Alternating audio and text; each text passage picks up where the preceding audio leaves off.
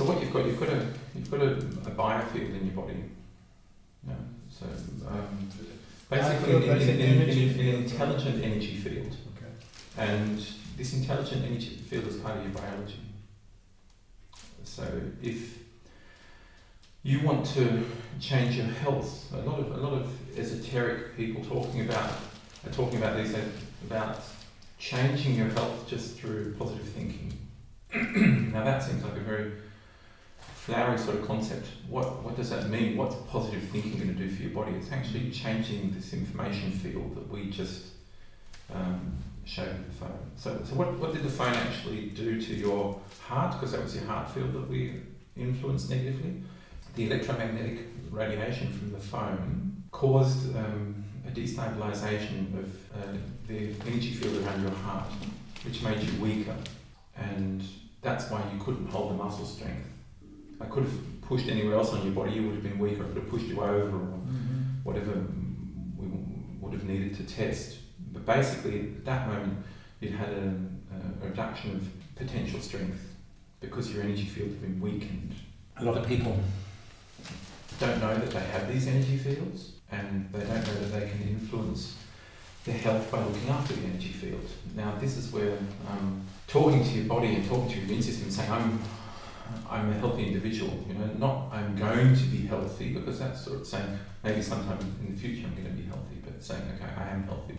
That's controlling your immune system. Now, this doesn't mean that I never get a cold. Sometimes I just have phases where I think, oh, I'm just a bit tired, and then you get sick easily. But we just had a case at home. All of the kids and my partner were sick. I just knew that I wasn't going to get sick because I was feeling energized, and I thought, okay, I'm just going to not get sick here because somebody has to stay healthy. And this was just a conscious decision. Now, a lot of people have experienced this in their daily life, but they don't necessarily put it down to influencing an energy field. They just say, I'm just going to make myself stay healthy. And that's what you typically have when managers go on holidays. The first thing they do is they get the flu, or they lie in bed for a week. Can you suppress it? You can suppress it for a while, but it's not healthy to suppress it forever. If your body needs to recover, you should give it that time, that space to recover if it needs a break. Saying, oh, excellent. I just heard this talk from Justin and Anthony where Justin's saying, oh, you just have to think about staying healthy, and you stay healthy. That works if you're leading a balanced life. But if you're leading a stressful life and you try and balance it, or try and not get sick because you want to be able to do more, it's a bit like saying, well, I can go to McDonald's 3 times a week to eat a hamburger and chips, and to balance that out I'll take some multivitamins. Now that's not the right way to do it. You should be eating healthy, and then you don't need as many vitamin supplements. So it's not about saying, okay, I don't want to get sick because I have to do this and this and this, even though I'm actually feeling like I need a holiday. It's about a conscious decision to say, okay, I prefer to experience health as a long-term effect of the way I think. But that also means respecting your body as a vessel and recognizing when it needs a break. That means not going to the absolute maximum with what your body can give you. It's finding the right balance in life.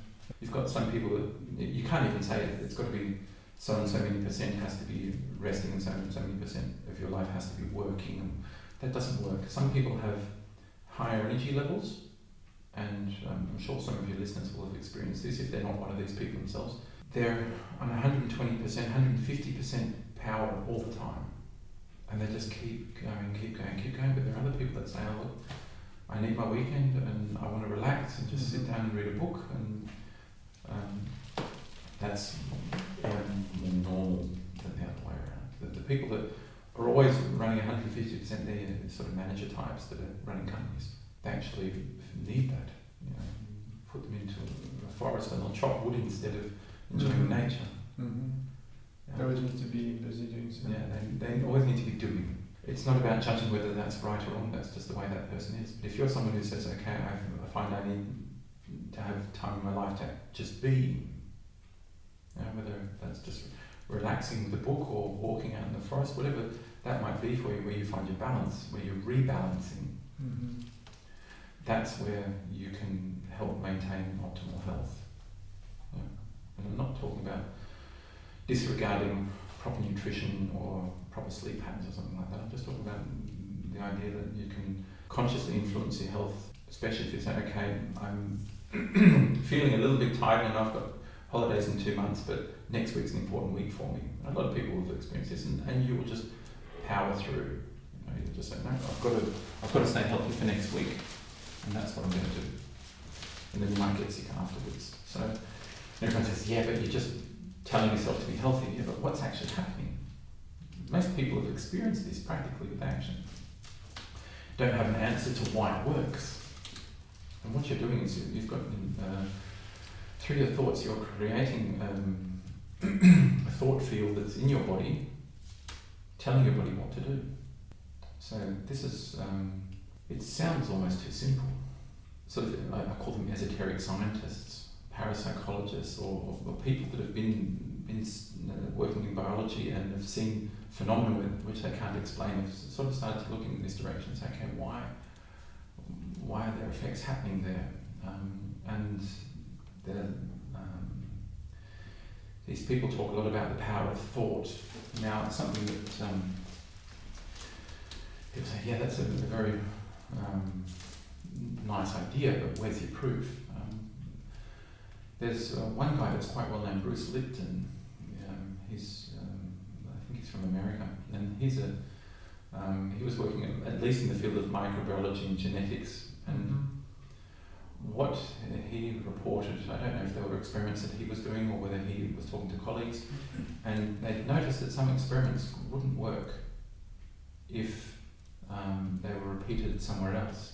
What do you mean somewhere else? Different laboratory, different country. Normally the way science is supposed to work is you have an idea that you then put into the form of an experiment to test against a control group whether there's an effect. That's the way allopathic medicine gets tested. You have a placebo, and that's a sugar pill, and you put something else in another pill, and people don't know whether they get the placebo or the normal pill, and the pill with the product in it, and then you look at whether there's a statistical difference between the control group with the sugar pill and the group that got your product. And if there's a statistically significant difference, then you can say, okay, there's an effect occurring. Often it's attributed to the effect of a physical molecule reacting with your physical biology. A discussion has been going on for a long time about the effectiveness of homeopathy versus allopathic medicine. That's because homeopathy is only utilising information, and my take on it is that every compound in every concentration has some information that is passed on as well. Then the discussion becomes more about whether that information is the dominant healing factor or whether it's the biochemical reaction that's the dominant healing factor. And just to qualify that, you've probably heard of the placebo effect. Yeah, that's what I'm thinking now, because sometimes it's also difficult to tell if the medications work in the placebo effect, because it's also been proven that even if you give people a sugar pill, they heal anyway because they think they're getting something. So it's which is right, which is wrong. And this is why I mentioned just before that we don't actually know what part of the healing process is actually vibrational. And I'm not just talking about the vibration that the compound has, I'm also talking about the vibration of the person giving you that pill. If you're a doctor not knowing whether that's a placebo or not, the sort of doctor that wants to see people healing, trying to help them heal. So just giving them that pill and say, yeah, I think this might help you, is already giving them something. And this is an energy field interaction which can cause healing within itself. Now you've got two things happening. You've got the energy being given from the doctor to the patient, and you have what you're probably wanting to ask is the self-healing effect of saying, I'm getting something that's good for me. Also, I want to say it, so that thing you just did with the telephone, Mm-hmm. because you're in the room with me doing it, I have a different effect than when someone else would do it with me. Potentially. Because you're also giving your energy to me, kind of. No, I held my energy back in that case, because what we didn't continue on with that experiment is that I'm able to block the negative effects of the phone. If you want to do that now, we can do that. Is energy the right word we're using, or is it a different? That's a very generic term, but I wouldn't know what your listeners would want to call it. How would you describe? Because today's talk is about these energy fields that you can feel more than maybe I can feel them. I can also control them. So you can control them. You're in a different place when you experience that, or in your mind, your body, and stuff. Perhaps that would be a better terminology, because it's not just electrical energy that's produced from a generator. It's that we understand. intelligent energy fields. Okay. And And the then all around the world, or in us, around us? Everything has an energy field. As far as I can feel, and this is very subjective, of course, your listeners are going to say, "What, that guy's a freak," yeah? Right. I want to find out what you can feel. That's why I'm here today, because I find that something interesting. I can feel the fields of everything. Now that sounds very, very all-encompassing. The table. So it doesn't need to be alive. It can be. No, it doesn't need to be alive. There are biofields is a term used for living energy fields, and energy fields associated with living things, but things that are not considered biologically living also have energy fields. This is something that, hearing with experience with this sort of thing, some people can do this better than I can. This is something I've developed through quite a few years of practice, but some people can also see these fields. And when I look at you, I get a sort of a hint of where your energy field is at, and I get impressions. But there are actually people that can see colours. Look at your field and say, look, there's sort of a reddish tinge here that's not that good, we need to change that. It's got nothing to do with an aura when you see colours. Yes. That's what's defined as the aura. Okay. And aura? Aura, yeah. Okay. The problem is this is subjective. If I could see colours and I call it the aura, then that's my experience. Now, if you can't see those colours, but you can feel these fields, then that's your experience of it. So this is something that I also talk about in the book, that the aura is only one of these energy fields. You've also got an energy field that's basically a blueprint of the body. You're wanting it to do that. But this energy field normally has the shape of your body, and which also leads to a discussion about whether your body has its form because of the information field, or whether the information field is just a copy of your physical body. And I think the answer is yes and no. I think that the energy field grows with the body, but also defines how the body develops. And this is something that a biologist in England, Rupert Sheldrake, looked into, because he was looking to why plants develop the way they do, and he went looking for a particular enzyme or a particular genetic marker that decided why a leaf was a leaf and a stem was a stem. And he basically said he couldn't find it, and so he developed the theory of morphic fields. The idea that there's an information field there that the plant uses as a blueprint for its growth process to develop its shape, and that this morphic field is shared amongst the species. Humans look similar to each other because we're vibrating at a similar level, and that vibration can create or destroy life. That's really well known. There's been enough experiments now that have shown that you can kill bacteria and viruses with certain frequencies. Now, of course, this is dangerous information for the pharmaceutical companies, because if I can link you up to a certain frequency and the coronavirus dies, then you don't need any medication. So it's not knowledge that is being spread throughout the general public, because it's not actually wanted at the moment. And that, how do you generate that frequency? Is that from your you yourself, or There are people who develop machines that can do that, and I'm not going to say, oh, okay, now I want the frequency to be 456 nanometers, and I'm going to zap you or something. It's not such a logical process. If you're now getting into the area of energy healing, if you're wanting to heal somebody, I will feel that chronic infection has got a field around it within the body. And then I will try, and the best way I could explain it is I will try and take away the life energy of the organisms, the microorganisms that are causing the problem, so that they don't have enough life force to remain. And that doesn't always work, because sometimes people have the chronic infections because they need it for a process that they're going through. It means it's a learning process and they need that infection there, so they maintain the infection themselves. But if somebody's ready to let go of a process or move into good health, then you can actually take out the energy, the life energy of that microbe.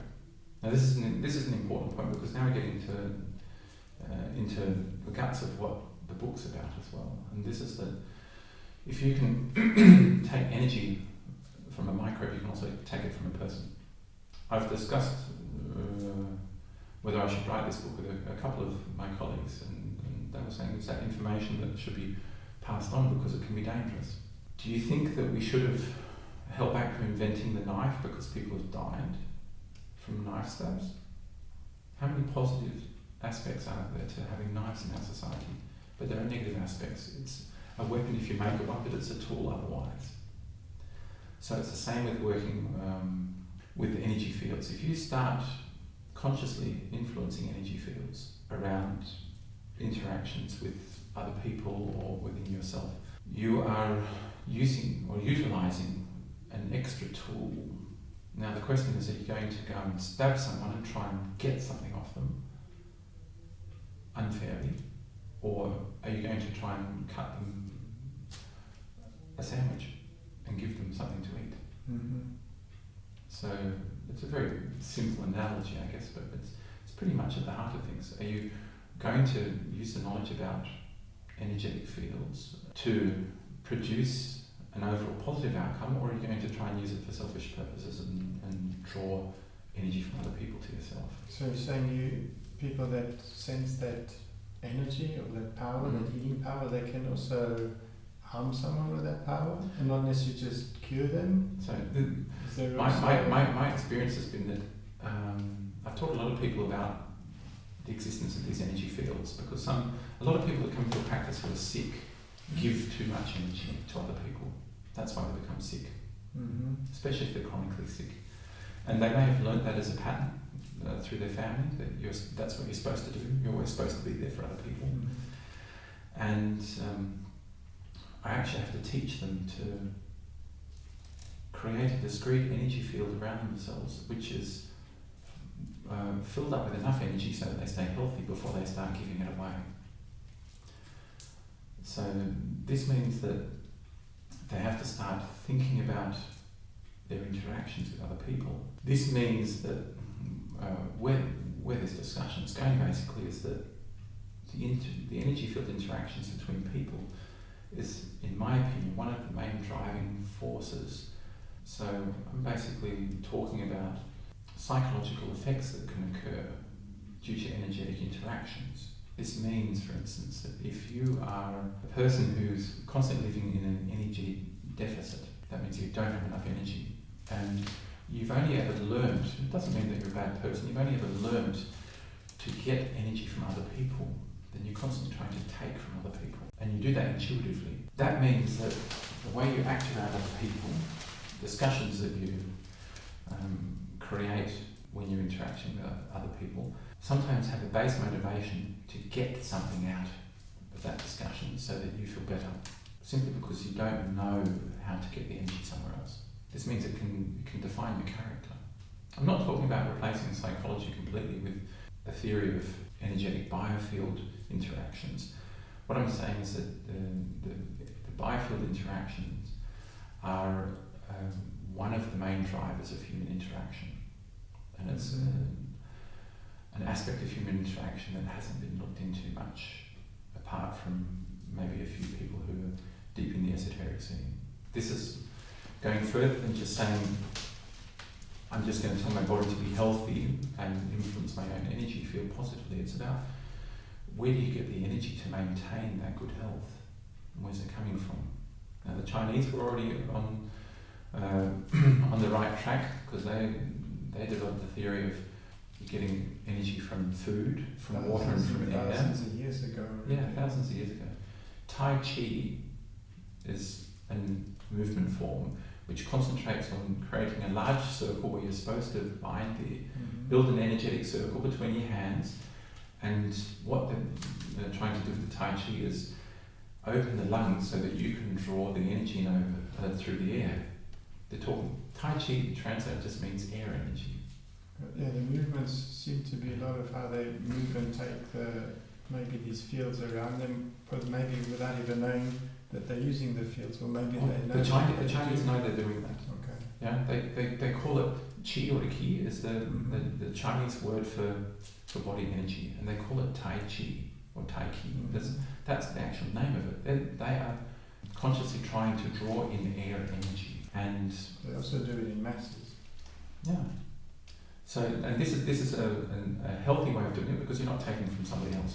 There are other more esoteric ways of gaining energy to build up your energy field, but it is very esoteric. It works. The idea of opening yourself to a higher plane and saying, okay, I'm willing to accept energy from God, or from whatever you might say, from angels, or however you want to do that.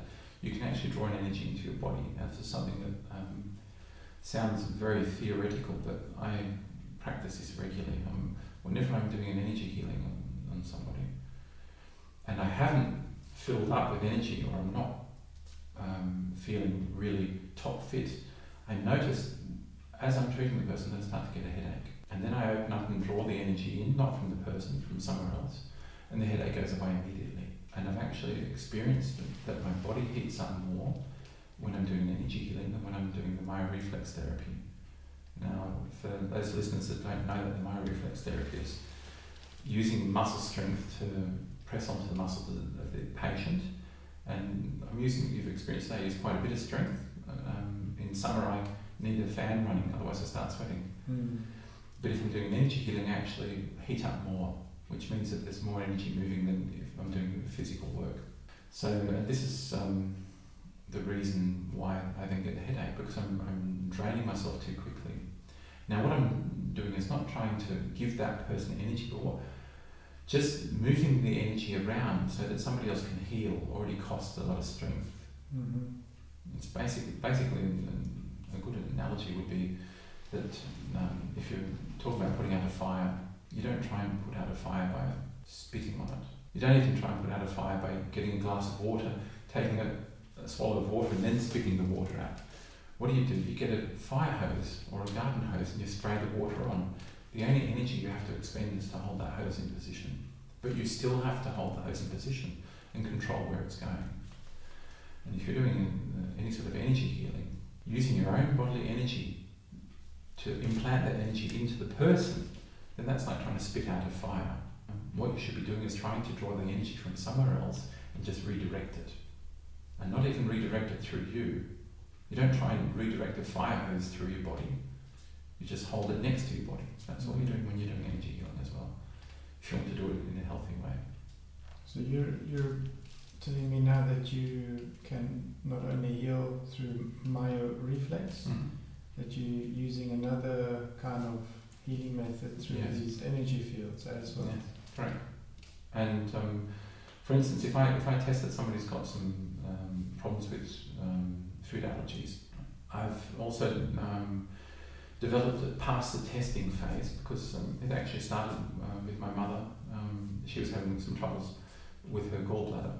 Every time she had something that was too fatty, she was having troubles. I tested that and said, yeah, okay, that's with the kinesiology of this arm test that we used before with the phone. Said, oh yeah, your gallbladder's weakened. I actually learned how to treat the gallbladder physically some years ago. It's what you call visceral osteopathy. Treatment of the organs through massage or vibration. And I treated by pushing in the body certain ways and yes. with your hands. Basically, if an organ has a problem, usually muscular, like the small intestine, for instance, then you can actually treat it and get the muscles to relax. If it's something like the liver, then what will happen is the liver has tension around it, and so you've got like a pressure cooker, and you need to take the pressure out. So the liver will get massaged, and the small intestine will get. I'll use vibration techniques where I'm just pushing into the small intestine to get the muscle to release. And why vibration? Because the digestion works with peristaltic rhythms. Mm-hmm.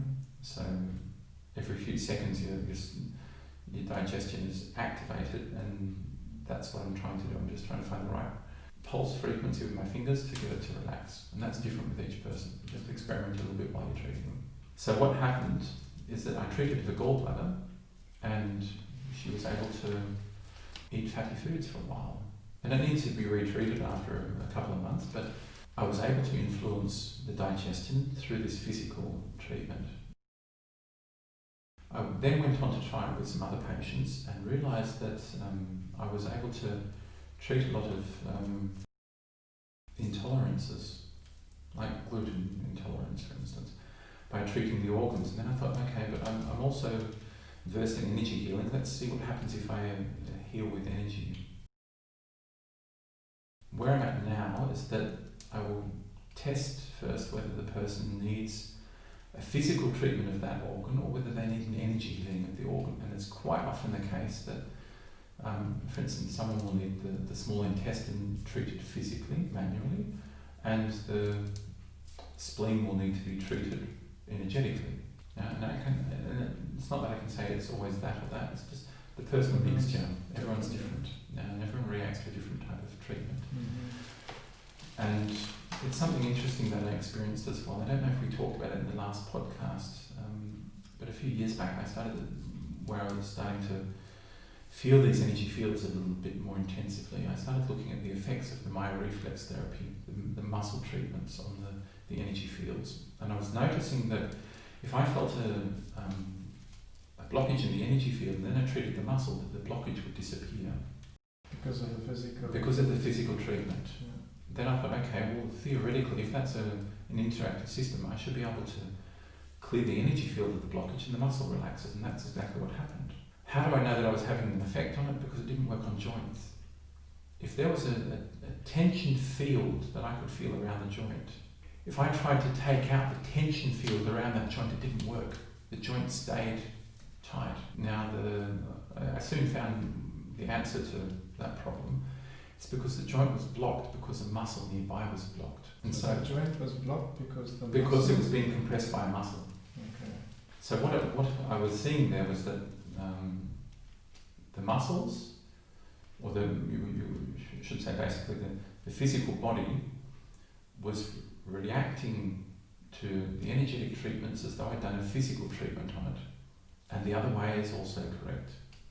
The physical treatments create an effect that is similar to an energetic. So I'm at the point now where I do not talk about energy healing and body work as being separate from another, because they are both having the same effect on your organism as a whole. You still need to know where to work on the person to get them healthy.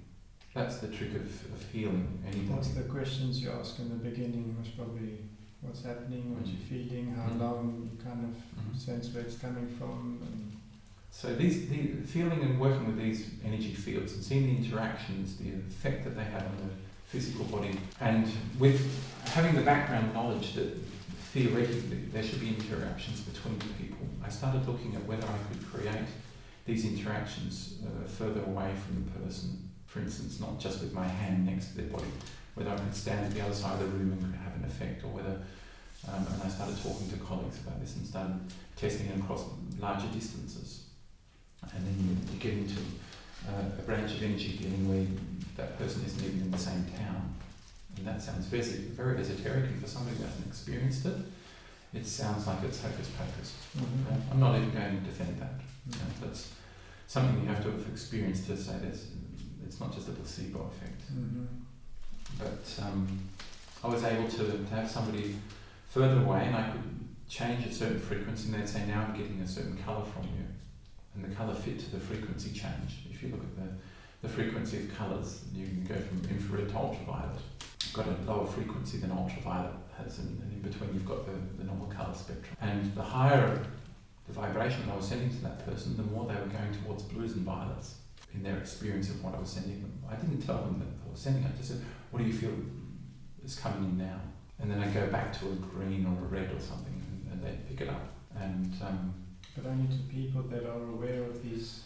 yes, a lot of. So if you did it with me and I was at home and you were talking to me on the phone or however, I must probably say no, I don't feel any difference, because It'd be like two blind people looking for water in the desert already 15, 20 years ago, with people who were already energetically sensitive. So I was able to get some feedback that things that I was doing was actually measurable for them. So this started already 20 years ago. You were Yes. sensing, and as you I wasn't sensing as much. I just had the feeling I could move energies around, and the ability to sense these fields properly has only been with me for about 5, 6 years, really properly, where I can say, okay, I can go into detail. Mm-hmm. Or you know what you're talking about, or you're feeling it more, and you're getting into a different level of.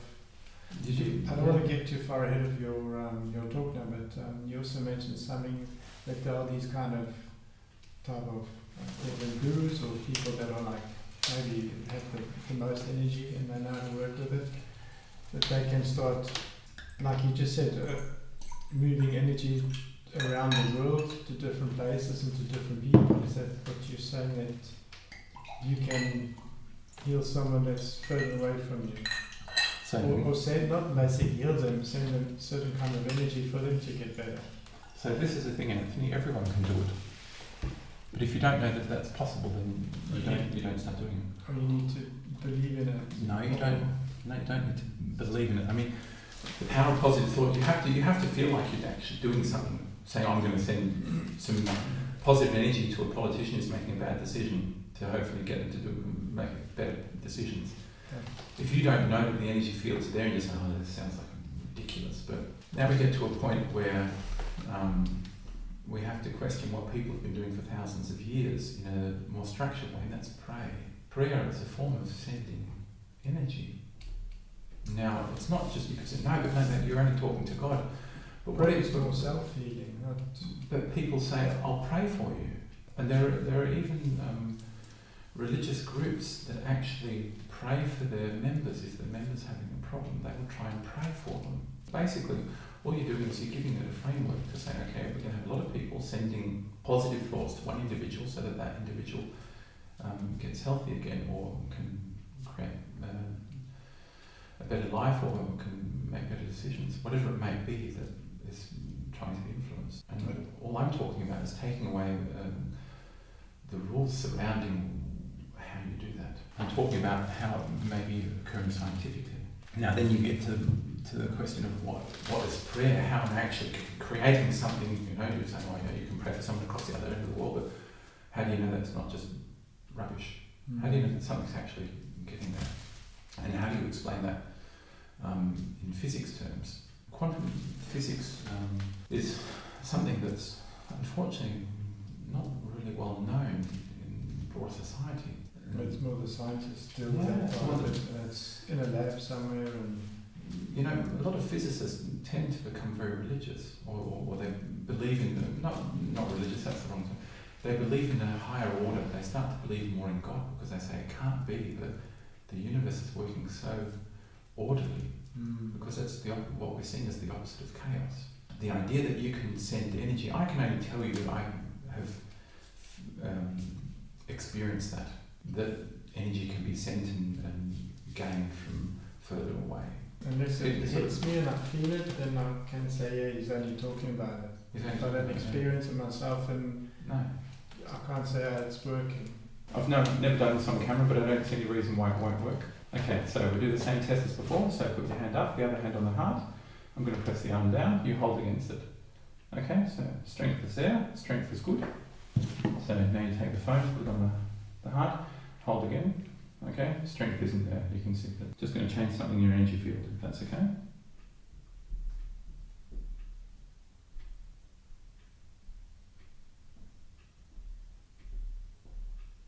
Okay, so now grab the phone again, put it on your chest, hold the hand up and hold. Okay, so for people watching, they're going to say, oh, what was that? That was just subjective, but you felt that there was a difference. Well, I could hold your hand. Yeah, the phone couldn't take your energy away anymore. But I couldn't feel any difference when you were giving me energy or... Because it's not part of what you experience on a daily basis. Okay. I didn't give you any energy. All I did was create a shield around your heart so that the phone couldn't harm your heart field. I wasn't giving you anything other than some protection, but I just changed your energy field through my thoughts. Yeah, that was Interesting. interesting Yeah. or strange. Or So what happened there is that I haven't experienced before. yeah. So what happened there is that I strengthened your inherent ability to ward off bad frequencies. What the telephones are. The telephones are, yeah. And there's a reason I got you to put it on the heart, because the heart and the brain have got the strongest electromagnetic fields and can be influenced more. I've also done this test with the phone in the back of the pocket, but people don't get so weakened by it. Mm-hmm. But the problem is, the heart's a good example. We could put it on your head and have the same reaction as well. But the problem is that when you've got the phone on your ear, it's weakening the field in your brain. Now there's been some science done around the negative effects, the deleterious effects of using mobile phones, and that's been repressed because there are financial interests driving that. Like everything, it's people that find out that it's harmful and the companies making them saying, oh, it's only a little frequency. Yeah, but I love going into the internet with my phone or watching a video on YouTube or something. It's not like I'm saying, oh, we have to get rid of modern technology. But if you know that it's not good for you, then you might use your phone with a loudspeaker more often, or with a headphone instead of having hang on your ear. Mm. What's the most important thing out of this interaction that you could probably take with you is that I was able to change the energy field. So now we're talking about moving energy fields and influencing energy fields as though it's like everyday stuff. But if you think about that, what we're actually doing is we're changing mass with our thought. Energy is mass. Einstein proved that a long time ago, that energy is just mass being sped up. That means that we've just changed the structure of your energy field through my thought. Why we? Because you allowed it. This is why I also asked permission. Okay, that was subconscious. I didn't know what you were... No, I asked you whether it's okay if I do something with your body. It's sort of similar to walking up to a woman in the street and giving her a kiss without asking her permission. Mm. You don't do it. It's accepted generally that that's not the way you behave. Yeah. If people come into my practice, then they're already asking for healing, and generally there's permission granted. But because we're doing an interview and you hadn't asked me to heal you, that's why I then ask you specifically.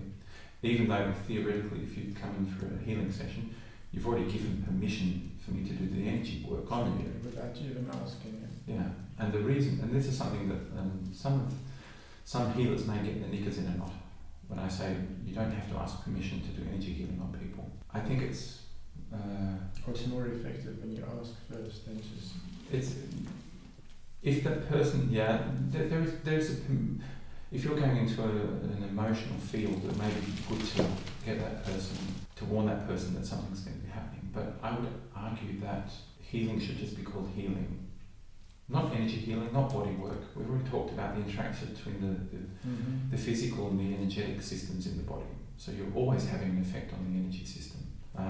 I think it's perhaps more, not because it's some sort of esoteric rule, it's perhaps just a bit more courtesy to ask someone if you're going to maybe dig into their emotional past with an energy healing, that you say, oh, look, this might happen, are you okay with that? Just so that they're ready for it. Mm-hmm. But essentially the permission's already been given to heal when they come through the door. They may not know what you're going to do, but I would question whether permission is needed just because I know that working manually on the muscles also has an effect on the energy system, does that mean I then have to ask permission every time to work on your back? Because it's also an energy healing in a sense. I'm changing your energy fields.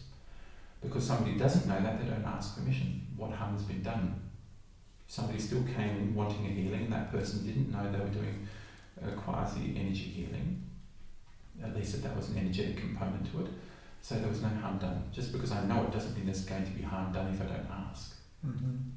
So this is a bit of an ethical topic about whether to ask someone before you do something on their energy field. And now we get to a very interesting point about what I want to get into in the book. If you're talking, Your book. yeah, if you're talking to somebody and there's an energy interaction occurring, that's occurring automatically because we're talking, there's an energy interaction occurring. At the moment you're listening, that means you're giving me your attention and I'm gaining a little bit of energy from you.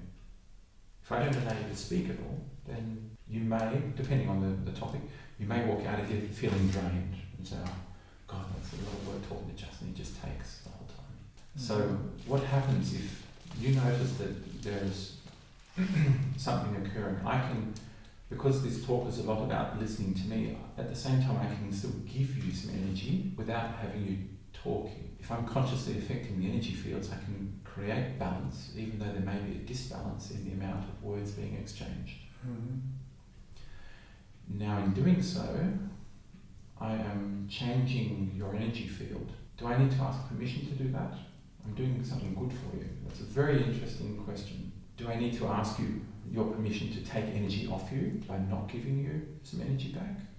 Normally you don't. Well, now that I know what you're capable of, maybe I Maybe. might need to Yes, yeah. because it's like It's a conundrum. now I know you know how to move energy. I mean, I know you don't do harm on people, so but just to like think of it like a one-to-one, maybe Justin can move energy. So, but yeah, I'm not really worried there. I've got to the point with my thoughts where I say, if you're not doing any harm and you're working with good intention and you're not meddling, then you don't need to ask permission. Now, meddling means if I was to say, okay, I want Anthony to have lots of energy so that I can keep his attention for a lot longer.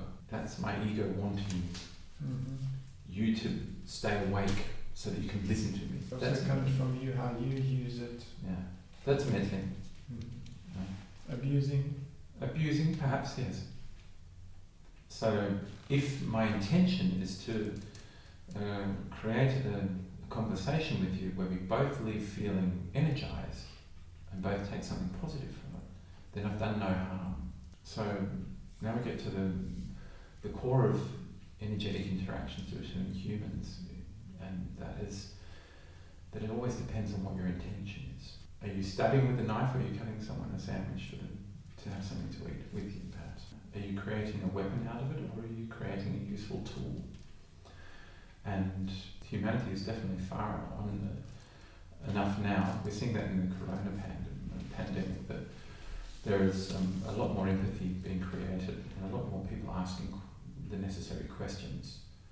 Yeah? Not everyone is hiding away in fear. A lot of people are opening up and saying, no, look, we have to move on from this and create a society where there's more positive emotions, more love, whatever you want to call it, so that we all lead a better life. Now this is a climate where I think people can utilise this knowledge more responsibly. And then if you know that you can influence energy fields, even if you can't feel it, if you work with the right intention, then the chances are very high that something positive is going to come out of that interaction. And then you don't have to constantly being asked permission. We are not working in an energy deficit where we're trying to take energy from each other. And that's where each person has a personal responsibility to look after their own energy field and look after their own energy levels before they start giving or creating conscious interactions, energy interactions between people. And that is also going to be covered in the book, how people can actually utilise their thoughts consciously to build up their own energy. If I could put it in a nutshell, we've been living in a society for hundreds of years where we're basically living under the influence of there's not enough. Greed. Yeah, this is what creates greed. It's fear. Greed doesn't come out of nothing. It comes out of fear of not having enough. You don't want to die poor. So what do? You try and get as much as you can. And if somebody else has to die poor because, oh, well, bad luck, at least I'm doing okay. Now, once you understand that the energy interactions mean that you are actually in constant contact with the people around you, then it means that your health is dependent on the health of the other people in the society around you. It doesn't mean that overall you're going to achieve a better state of well-being and a better life if the people around you are also achieving a better state of well-being and enjoying a better life. It means it's a win-win situation. But we're not going to get there if we keep concentrating on just our personal gain. Is that where societies or groups of people that, how can I put this, the values have gone down in societies, the respect for other people have gone down. It's just like, I survive, I don't care about the next person. And the more people living around us like that is kind of what's putting this imbalance in these energy fields, which is actually detrimental to everyone. So if everyone was more at peace with themselves and more respectful to their neighbour, everyone could actually uplift each other and not...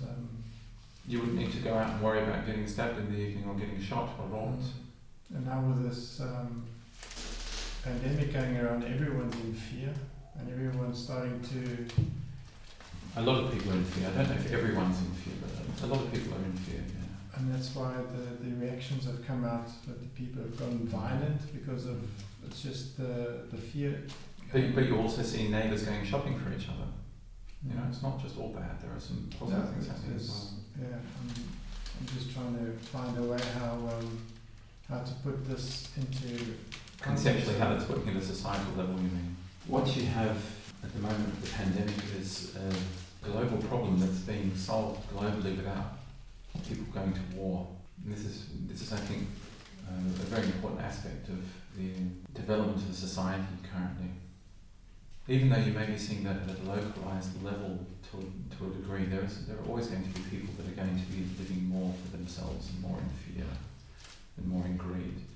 But what you're seeing is you're not seeing countries trying to do a grab for resources from other countries. They're more trying to help each other. And a grab for resources is in terms of invading and taking advantage. China's trying to do some of that, but they're having troubles because the international community is saying no. They're basically taking an immature child and saying, stop it. If anything, the people are made be more at war with their own governments, saying it's their fault for something to go this far, and saying, oh, just blame China and let's bomb them. Yeah, but it's not just about China. It could have started somewhere else. What's happening is that people have been ignoring an unpleasant truth for a long time, and that's that people in power have been abusing power. And now a lot of people are looking at it going, we don't want that anymore. Politics is going to take a while to change, but I think it will have to change eventually, because after this people are going to want to choose politicians who are more sincere. I think this is the logical follow-on from a pandemic. The people are going to say the politicians weren't doing it right. Some people will think that they are doing it right, but I mean, I've got to question the correctness of what they end of August, what they decided. I think it was the Bundeskabinett in Germany. They decided that people who are in quarantine could now be forced to become part of immunisation trials against their will. They really want the teachers to do that. Yeah, this is They want the teachers to have the vaccinations, otherwise they're not allowed to go back in schools and teach. Do you know what these vaccinations are doing? That's like telling them you have to. That's like putting physical force on someone. Yeah, you're putting pressure on the person, and that's a low energy. That's a low vibration because it's not being done with free will. I've also, one of my next podcasts coming out is I'm interviewing a lot of teachers now as well, with different thoughts on that, and that's the main topic on besides education system, is that this is coming now. It's not the question I wanted to ask, but it's like forcing a vaccination on you, otherwise you can't work What do you This do? this is the point where people should be going onto the streets and saying no, because these vaccinations are dangerous. They've not been tested, and there are already some side effects of these vaccinations occurring. People having autoimmune reactions to them. To any vaccination, there's positives and negatives come out depending who it's gone into. Yeah, that's a topic on its own, the vaccinations. But I think it's I think a lot of people are not happy with the idea of having to be forced to have an untested vaccination done on them. Well, if it's untested or tested, I think it's normally tested before it gets put in people. Yeah, but they're Or that they're not basically doing rush that us properly. out They're rushing it through at the pretty moment. quickly that we try and get it over with as soon as possible. And that's not correct. People shouldn't be forced to try something. What that is that's basically doing medical trials on unwilling participants. And this is the point where people should be saying, I don't want these people in government anymore. Where do we go from here? What's so with the pandemic, we're talking about how people are interacting within the pandemic. And this is something that we sort of started at the personal level and very quickly we went to the global level, which was also levels of energy interactions that I'll be covering in the book that I'm writing. Getting back perhaps to the personal level, the global interactions are interesting and important, and there is also some science that's been done. The Global Consciousness Project from Princeton University. There's, I don't know if we mentioned it last time, but the Global Consciousness Project has been measuring the effects of human consciousness for the last 15 years. And basically what they're doing is they've got random number generators working at different spots around the world, and whenever there's a global event occurring, 9/11 or an earthquake somewhere where a lot of people, I think on the website they've got 500 different events. Natural disasters. Yeah, news events as well. Okay. And they notice that the random number generators start to create more ordered number sequences when something's happening, which means that human consciousness is aligning because of common information. Was everyone focused on the same event? Yeah, they're focused on the same event. Whatever that has for an outcome, that they're focused on it, whether it's positive energy flowing or whether just people being in shock or The whatever. numbers just lined up. The random number generators start aligning. The cumulative significance of these 500 events, if you look at the math of it, the chance that these random number generators are reacting every time to the human consciousness, the chance that it's not, or that it's just random, that it's not ordered, these reactions, is about a trillion to 1 or something. The chance of randomness being there is close to 0, which means that human consciousness as a whole is having an effect on random number generators all over the world. Now you have to think about this. This means that I may have just protected your heart from the phone, but there are a lot of people out there that have no idea about these energy fields and they still have an effect on something else with their thought.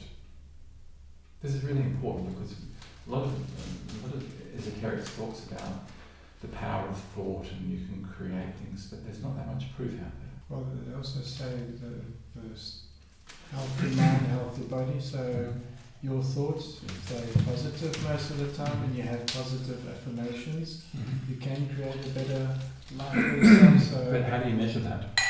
Now this is something... Yeah, you don't. It's just like either you're a very positive person and you feel good all the time and you can give your energy and you have abundance of it, and someone that's maybe very negative or harmful has other problems he's dealing with subconsciously. So, but there is no device that you can hook up, I think, and say, oh, he's... Do much research in this direction yet. Now, at the beginning we were talking about this guy, Bruce Lipton, got off the topic. What they noticed that in the studies, that they were noticing that some cultures did well when they tried to reproduce these experiments, it wasn't working. They came to the conclusion that there was influence from outside.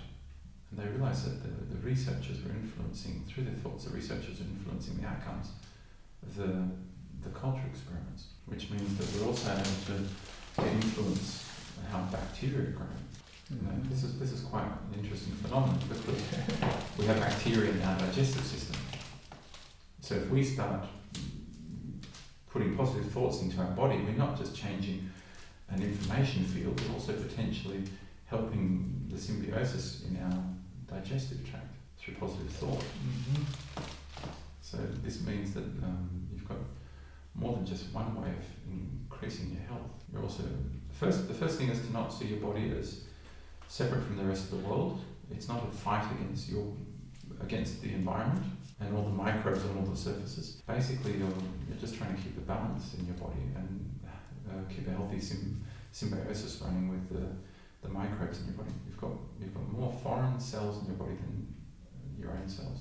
And it's something interesting. There's been some work done. I heard about from a guy called Zach Bush. He's a medical doctor in America, and he was looking into this, into the effects of chemicals in chemotherapy, and eventually he got around to doing some work with productivity on fields in agriculture. Came into contact with glyphosate, so glyphosate, like the Germans call it. Glyphosate, what the Western world generally knows as Roundup, what Monsanto produces. And he said he looked at this molecule and he thought he was looking at a chemotherapeutic agent. So basically something that kills life. And we're spraying on our soil and wondering why our food isn't that healthy. And the problem with that is that he also went on to explain that our immune system is being switched on and off equal parts, 15% through bacteria, 15% through fungi, and I'm not sure how many percent it was, but there was also secondary compounds from plants switching on the immune system, I think about 20%. So you're almost at half of the immune system reactions being caused by external factors. That means if we have the right amount of healthy bacteria in our gut, then we're actually doing something good for our immune system. I mean, that's nothing new, but that's the science behind it. That's why something like Roundup is harmful for the microbiology in your stomach. And they say Roundup doesn't hurt people because there's the specific pathway, the Shinitake pathway, I think it's called, that stops the production of certain amino acids. It doesn't affect the human being directly. But if it's affecting the symbiosis with the bacteria and the fungi in our gut, then it is affecting us. I think that was probably Roundup, yeah. And I think it's quite funny that Monsanto never got sued until a German company bought them. So it's like change hands and now we can get rid of the dirty washing. So, and that's the effect that your energy can have on your own health. And now if you're wanting to heal someone, you don't need to know all of these details to actually send someone positive energy and create healing. It's enough to raise the vibration of a person's energy field. And usually their system will organise itself because it's an intelligent system that is self-organising. If it's fed with the right products. If it's fed with the right products and you get enough energy. So you still have a responsibility, independent of what energetic interactions between individuals may create in terms of a better overall energetic health amongst people in your area. You still have to eat the right foods. So I know what's been put on the foods before you put it inside you. You can't track it. It's coming from all over the world nowadays, and you know it's everywhere. It's been they work with pesticides to make it look really nice when you get it, and that's their way of keeping the food clean. But in another way, it's also harming it. Organic food often rots quicker. Yeah, so it's shelf life, extended shelf life. That's why everything's got sugar in it, so it lasts longer, and that's all preservatives. Yeah. So what? just off on a tangent, because we talk about energy fields and how you can increase health with the energy fields. If you're drinking water that's dead, that's not energized, then you're also reducing the amount of energy that you can take in through the water. We talked about the Chinese saying food, water, and air was the three main ways of getting energy. And water is a medium that can be loaded up with positive energy if you so want. It can also be loaded up with information. There's been a lot of work done about information clusters in water.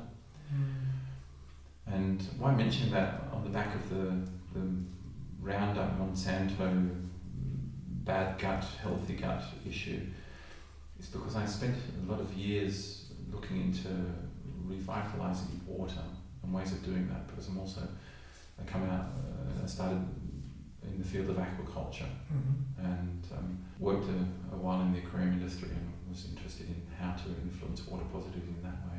And so I looked at different ways of energising water, and I won't go into detail about that, but the most important aspect of energising water is to clean it properly first through an activated carbon filter. Get rid of the physical impurities so that the water is more pure, and then it will take on the energy better. Now there's an analogy to the human body there as well. There's no point in walking around in a society where everyone's eating fast food and trying to send each other energy, but they don't have a very high energy because the food's no good. So if you're wanting to get into, I'm not saying you should go and live a vegan lifestyle or anything like that, but if you're wanting to consciously affect energy fields and keep your own energy field nice and strong, one of the most important things is to make sure that you're just eating well and getting enough sleep. You know, the secrets of life are really simple. Really simple. Get enough sleep, move around a bit, do a bit of sport, and eat healthy. And some people go, duh, that's really obvious. But do you know how many people don't do that?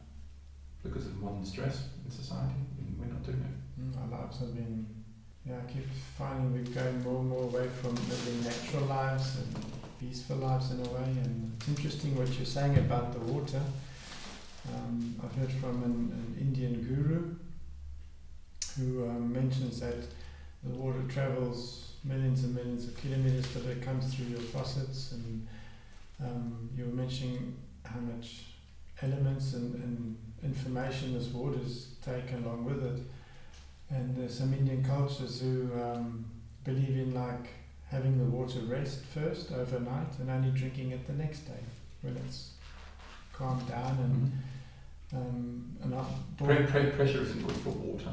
Not for the cluster build. And I bought this apparatus that also filters it through the carbon. And I normally fill it up when it's empty, and it normally stands because it needs time to go through. And I don't also like drinking carbonated water, but just normal flat water. I feel every time I drink in this, it really feels healthy.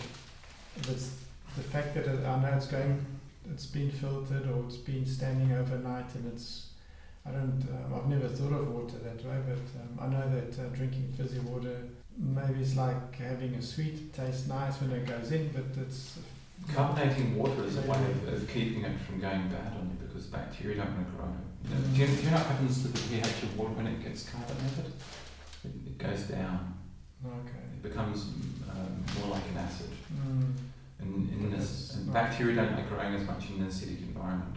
Yeah, that's what they're trying to do. Water's around their pH 7 level, supposed to be like ideal, Actually, the Japanese have done a lot of work with water, and they even use water as a healing agent in their hospitals, and they actually give people alkaline water because it neutralises the acidity in the body.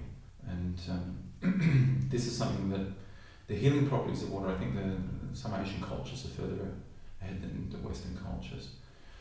But there is some good work being done in Western society as well.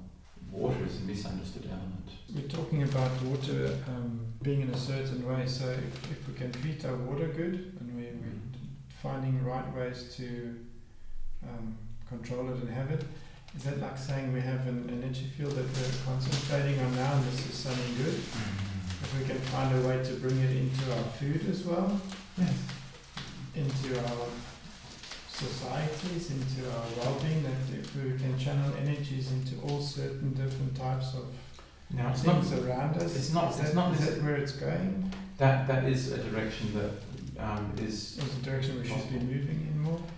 You will have at some time in your life eaten fruit where you've just picked it straight off the tree. It's completely different to when you buy fruit in the supermarket. Now, what's the difference with this fruit? It's not just because it's ripened and it maybe tasting a bit sweeter, it's because it's actually taken on more of the energy of the sun. People who look into this sort of stuff, they talk about improving the amount of biophotons in the food.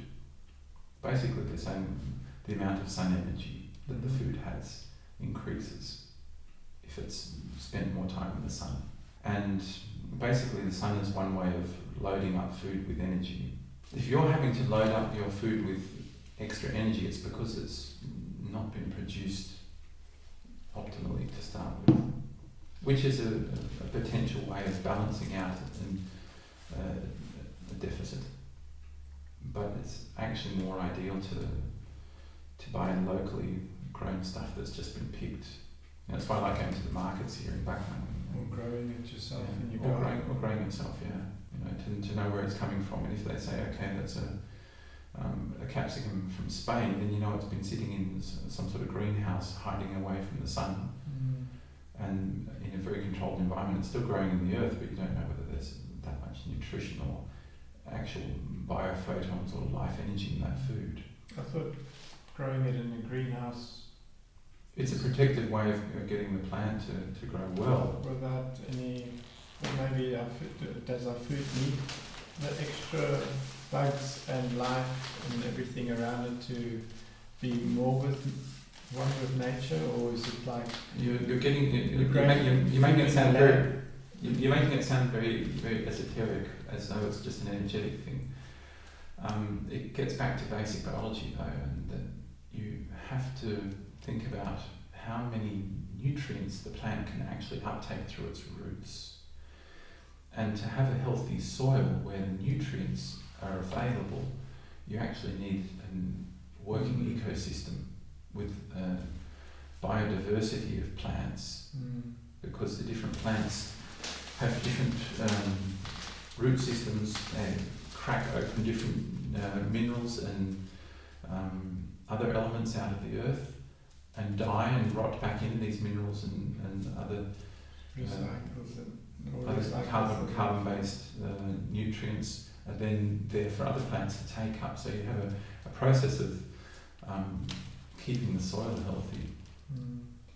Sorry to interrupt you. I get the feeling that if I see how plants should be growing or food should be growing from the bottom up, and it's more like our plants and food has been growing from the top down, what we put on it instead of what we're taking out. Yeah, I think you're right. Almost the same with humans. We should be living differently, but we're actually living opposite of how we should be.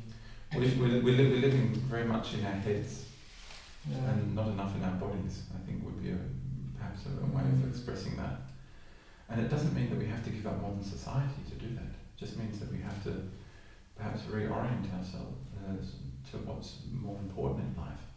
And this is what I think the corona pandemic has also been very good for, is that people have taken a step back and said, oh, what's really important? I could be dead tomorrow because of this virus. I think the virus isn't as deadly as all that. I think it's something that needs to be dealt with, but it's obvious that we're not going to all die from it. We're 3/4 of a year into the pandemic, and the earth is still turning. And we haven't even lost 1 million people. The healthy survive and the not so healthy remain through. Yeah. The average age of people dying from the coronavirus is still above 80 in Germany. So it's not like we've got a huge problem with this virus. But it has caused people to step back and think about their own humanness. Not just in staying in that hamster wheel, but saying, okay, why? Why am I in this hamster wheel? Is there maybe another way of surviving? Instead of just trying to head forward and get more all the time, more of what? And this is perhaps also important. A lot of people are stopping to think about what's actually important in life. And I've had some people in here, like just normal people, not esoteric sort of people, just saying, oh yeah, I didn't have quite as much money coming in, but you survived just as well, and it's even been a bit more relaxing, a bit less stress. Where you're thinking, okay, that's normal people living normal lives, suddenly realising that working in a high stress society isn't actually that healthy, doesn't make you that happy. There are people that the corona's have affected them in a bad way because they've lost everything, and then having to fight to survive. I'm not saying it's been good to everyone. And obviously for some that have maybe gone too much or done too much, that the quiet has done them good, So it's there's always the opposite of, it brings back to the right balance in life. And this is what I hope people the are right asking. balance with you, finding that combination. That's what I hope that will come out of this pandemic, is that people will stop and think a bit more about why we're doing all of this, what are we here for. And you're always going to have a section of society that isn't going to be interested in the bigger questions. But I'm experiencing more people asking bigger questions at the moment, and I think that's positive. However, the coronavirus may have negatively affected some individuals, which is a shame. To just elaborate on where I think a lot of behavioural patterns actually get cemented in place, and that's in early childhood. This is something that I think, if you're looking at how to interact with other people, it's often that you're utilising old patterns that you've learned, and so you keep, if I could say it like that, you keep making the same mistakes and not learning from your mistakes, and wondering why people react to you a certain way. Why don't they react better to me? What am I doing wrong? Or why do I keep getting reactions from people like they're being snippish to me or something, whatever it might be. I think it comes down to conditioning in early childhood. Let's just take a broad example. If you have a child that is trying to get attention from its parents, and children like attention from their parents, why? Because when the parent gives the child attention, it's actually giving it energy. You're actually feeding your child with energy by giving them your attention. The attention is the energy span. Yeah, the attention is the energy. And if that child isn't getting enough energy in a positive way because the parents are too busy with their life for whatever reason, or because they just didn't learn it any other way, then it may be that child turns to a negative behavioural pattern to gain more attention.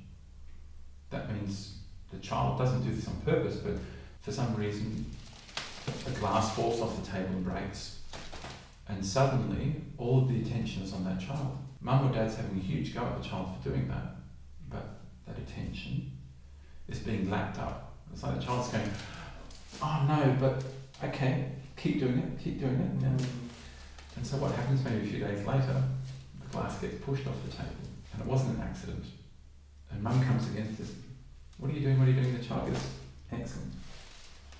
Yeah, She's finally talking to me. She's finally talking to me, yeah. I'm finally getting the attention that I want, instead of being told to just get out of the way. And so you get a negative patterning occurring. So what happens as an adult, you've learned that when you do something negative, that you get more attention. And so as a behavioural pattern, you suddenly start annoying people. But in a way that's maybe not nice. It means that you drop a comment where it's just not necessary. Without realising it. Yeah, you don't realise you're doing it, but you're getting attention that way. And I think a lot of people may have experienced this to some degree. That's not something that I'm saying, if you grow up with some negative attention, then you're a bad person or something. It's just if you can realise that that's a suboptimal way of gaining energy, then you can say, okay, look, I'd just like to let you know, I think you're a great person. And that person goes, oh, thanks, oh, that's excellent. And suddenly you open up a field where there's a giving situation, which is a win-win. Instead of just going to someone and saying, oh, look, your hair could be a bit better. You didn't do your hair properly today. Get a bad comment back and say, oh, why have you got a problem with it? You're getting attention, but it's not a positive interaction. It's interesting how you say about the traits people do to get attention. I speak to my wife about this yesterday, because there's kids just started school now, and there's always that one kid in the class that's the kind of bully, and his way of getting attention is inflicting force or pain on someone.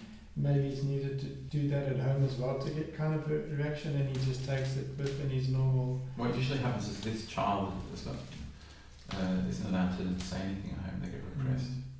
And this means that you should actually feel sorry for the bully. Yeah, it means they're not getting enough love. It's difficult. Yeah, it's and that's the difficult part. Your first reaction is you want to punch back or shout back because he's shouting. Or you should actually be thinking of I need empathy for that kid and giving him something nice or in return. I think this is the most important thing about understanding energetic interactions between people. It's not about what can I get out of the interaction. If you're really interested in improving your surroundings and you're one of the few individuals in your group that is actually doing that consciously, I think it's then important that you can raise the vibration of the group by adding more energy in. And then it's important to know where do I get my energy from to be able to give the whole time. And you can actually change interactive patterns of the group by changing the way you relate to the group. And that doesn't mean you need to walk around going, oh, all these poor people and I can improve their lives. You know, you're in that group because you're part of the group as well. It's more about how can we lift the whole group. It's not Was about that the power that Jesus had?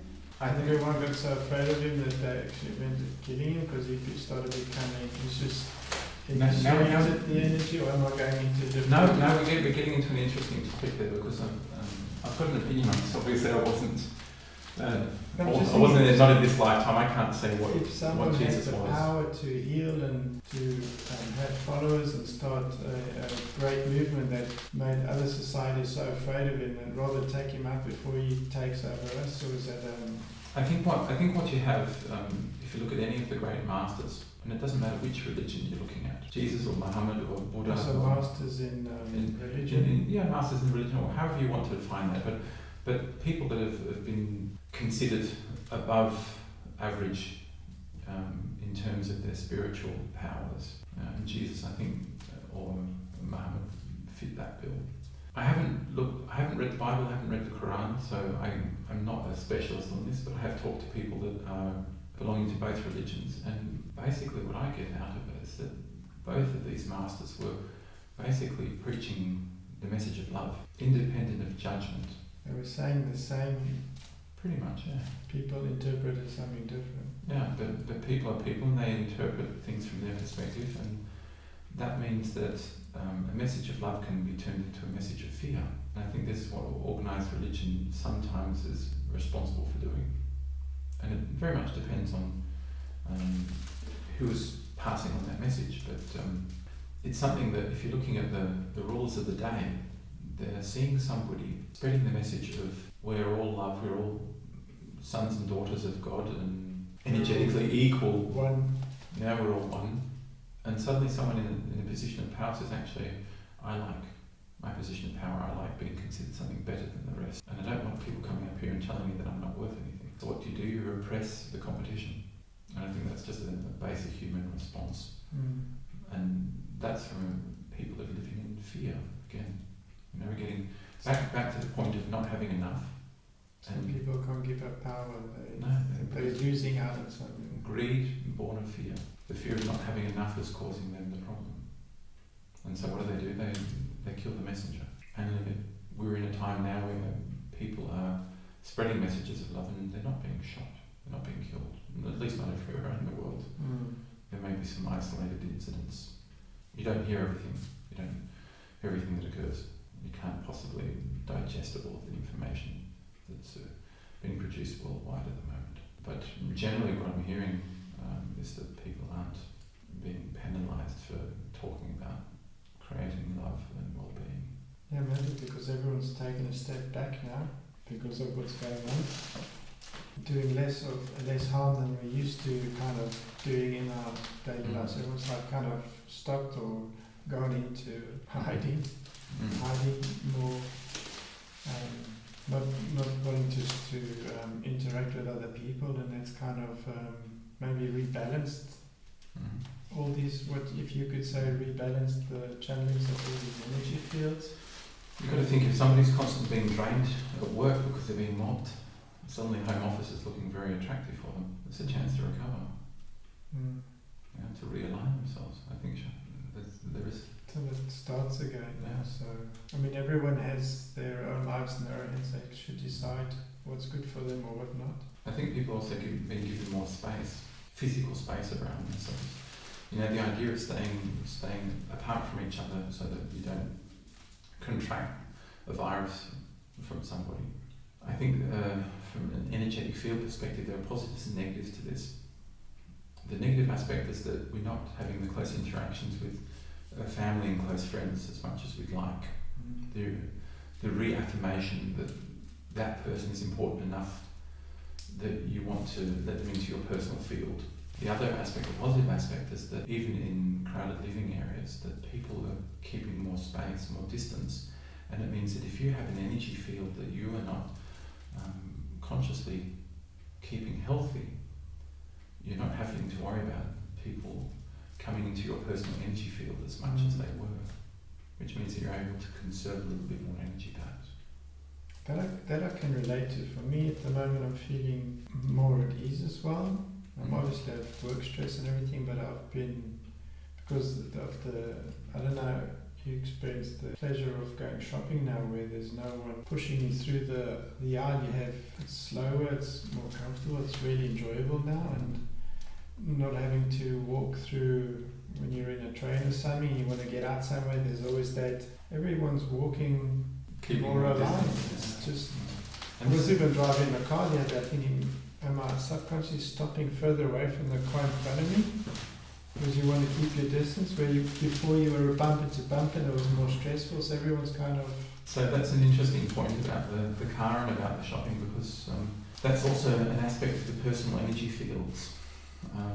You have different layers of energy fields around your body, and the way you interact with people is that you feel that the energy field is not being imposed on when that person has got the right distance, keeping the right distance from you.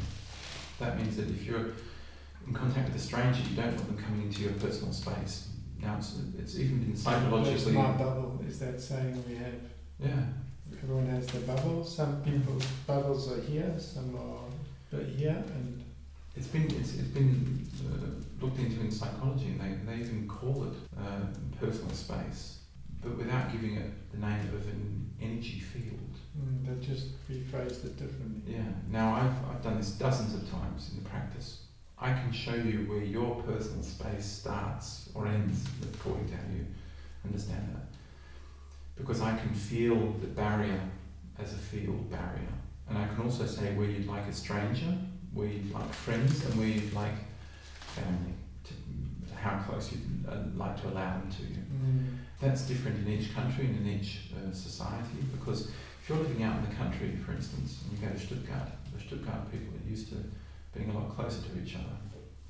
And they even filmed this once, this is years ago, they filmed a group of an American and Japanese businessmen talking in a hall.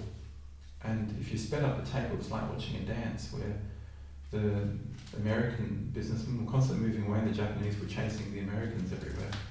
Basically what was happening is that the Japanese personal space is smaller because they live like that, yeah. And so they were coming too close to the American, and the American was going, back off. Subconsciously. But essentially it wasn't just a psychological phenomenon, it was actually the feeling that that person is coming into your energy field, too far into your energy field for your liking, and then trying to move out. Now, what does that mean if, for personal interactions? If you've got someone that you feel is coming too close, then you can actually pull in your energy field a bit like a protective shield or a cocoon around you and say, okay, I can't change the fact that that person is super too close without having a government saying, hey, move away, that sounds really impolite. But you can draw your energy field in so that it doesn't affect you negatively anymore. And if that person is doing that to take your energy, then you've just neutralized that vampirism. If it's conscious or not, doesn't matter. That person's not taking the energy off you anymore. And if it's just because that person has a different cultural background, then you're able to create a more neutral space where you're not left with the feeling that you've lost something afterwards. And that person hasn't been offended because they won't understand that you need more space around you because of your cultural differences. So if I could summarize our talk today, is there ways of teaching people, or where do we go to learn more about these energy fields? How do we go about using them properly, and how do you make someone aware of something we're talking today that maybe not half the people don't even think about or know about? It's because it's something new to me. Mm-hmm. The first thing I think is to be aware that there is an energy field that belongs to your biology, and that it goes out further from your body than just the skin layer. And this is something interesting. We haven't touched on it yet, but the energy fields of humans are actually much, much bigger. It's not just about the first 50 centimetres around your body. You carry around an energy field that's quite a few metres in diameter. So you're interacting with people whether you like it or not, even if they're further away. But to become conscious of the fact that these interactions are occurring is the first step, I think, to understanding how to utilise these fields. And then the second most important thing to know is that you do not have to feel these fields to be able to influence them. These fields react, this is my experience in the practice, working with people, these fields react to conscious thought whether you can feel the effect or not. You are having an effect by just consciously thinking about the field being there and wanting it to be influenced. So basically the energy of your mind or brain is enough to start. Your conscious thought is the boss of this process. Mm-hmm. And you don't have to be some sort of esoteric, fine feeling sort of person to be able to use this knowledge to good effect. Everyone can do it. It's just about becoming consciously aware of the fact that there are energy fields that are constantly interacting between people and the environment around you, and that you can more consciously change those effects. And then you go from there. And then if you feel like you want to know more, then you need to look into the mechanics of it. Do we have to buy your book? Yeah, that's one way. That's what we're going to say. That's where we can read more about it. Yeah, that's one option. But look, it's not. I'm not the only person who's introduced this concept into the world. It's been around for longer.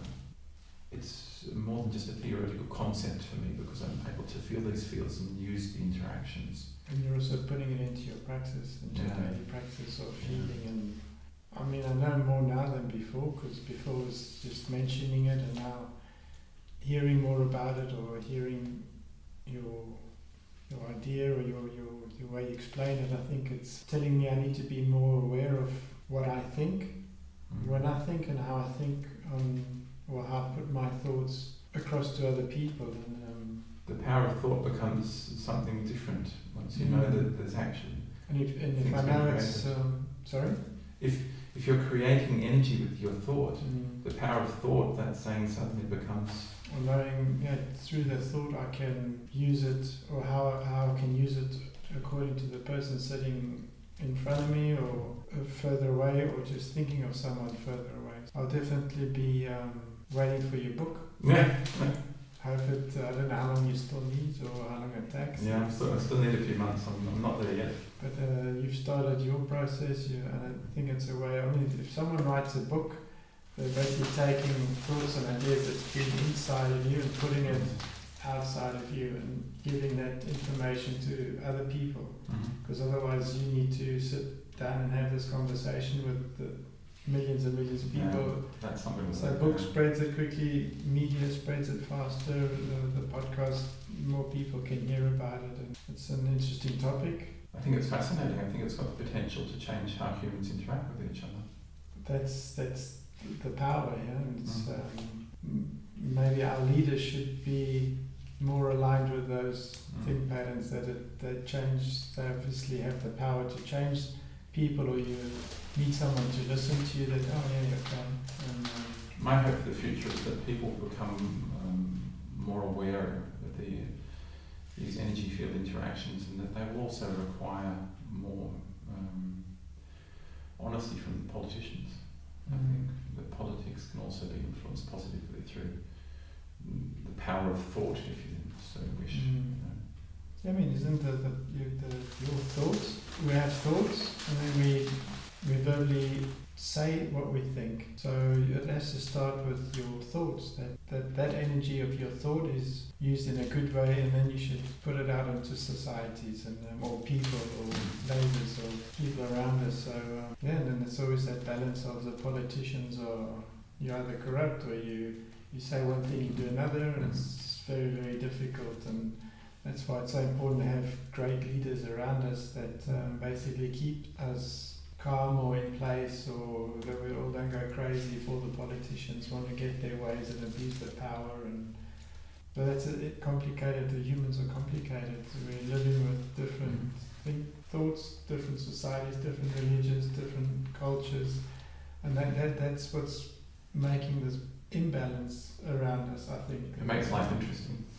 Yeah, not boring, but you're talking about kids, how they taught and that, and we've seen that babies and kids don't react to colour and race and religion, and at a small age you're still all one. And to get that through life, you get brought into, everyone teaches their kids different habits and different, this is our religion, and then, okay, I'm different to that person, but just because of the religion's different doesn't mean we should act in a different way to that person, you know. What you're also talking about is different cultures aligning more with each other, but I think what you've also got there is the difficulty that you have generational patterns that have been fixed, and I think that can take several generations before things get let go of. You know, the hate between cultures because they were at war with each other. We don't see that much these days because most countries haven't been at war with each other. But history still always reminds us, and there's always the Germans, the Nazis, the Jews, the Muslims, there's always... Let's wait 100 years and see whether it's still such a hot topic. You know, the generations that come afterwards say, oh God, yeah, our parents still had a chip on their shoulder about that and that. But it's not pertinent anymore. The next generation that grows up loving each other instead of fighting each other are going to build better bridges between societies. Well, I'll be really surprised if in 200 or 300 years or in 10 years societies stop going to war with each other, or cultures and that's I think the human is also a kind of fighting animal, and I think war is always going to be around. We're always going to be killing people. I think getting that out of humans it's part of our nature. It's just obviously due to education and learnings we can maybe, instead of killing someone, we can maybe just... It's better to play that in the soccer field, isn't it? Oh, but that's why I love sports, because it's it's the equaliser, isn't it? The rules are there, and then it's everyone sticks to the rules. We can still have a bit of interaction, but we don't have to end up killing you, No.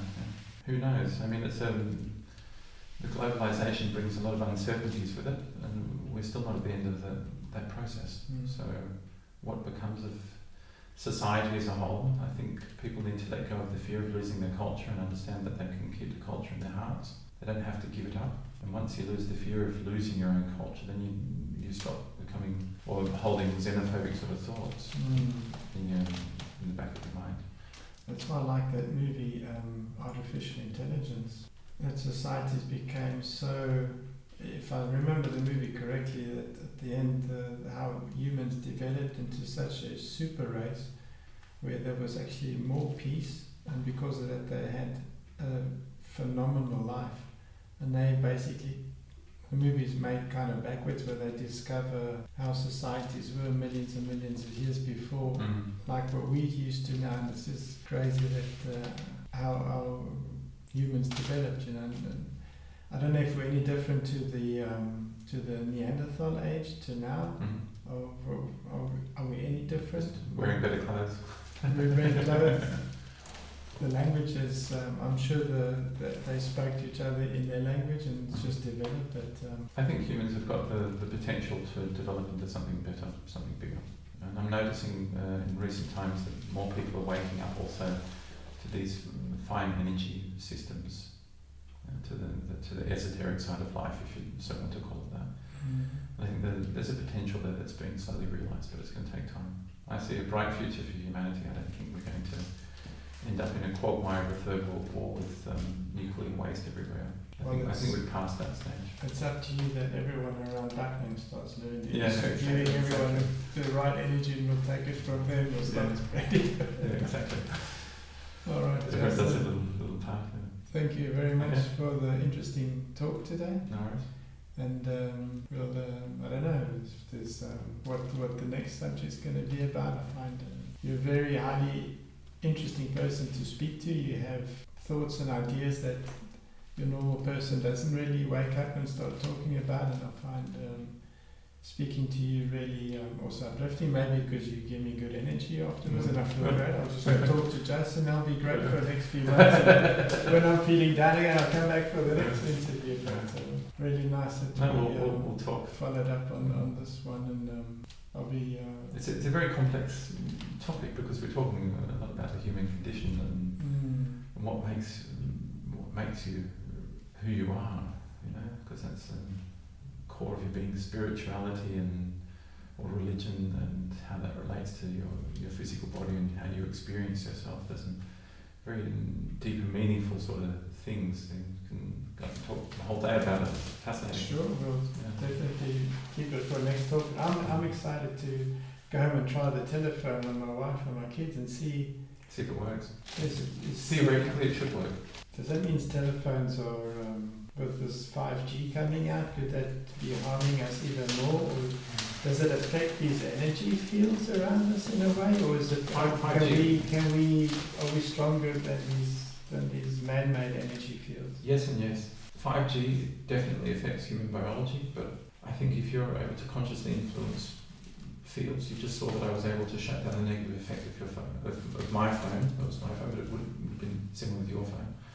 I was able to shut down the negative effect of your phone. Why shouldn't you be able to do that with the 5G phone? He's put me in front of an open microwave door for a couple of years. You'll get cancer. Even if I'm strong enough, or this energy field doesn't hit, it's going to damage me. So no matter how strong I am in my thoughts, there are 5G some man-made energy or things that are not healthy. 5G isn't healthy, and you don't need to spend a couple of years in front of a microwave. An hour will be enough. As an example, I was saying, but it's, I don't know if things like that are more damaging to us than... Humans will become aware of it.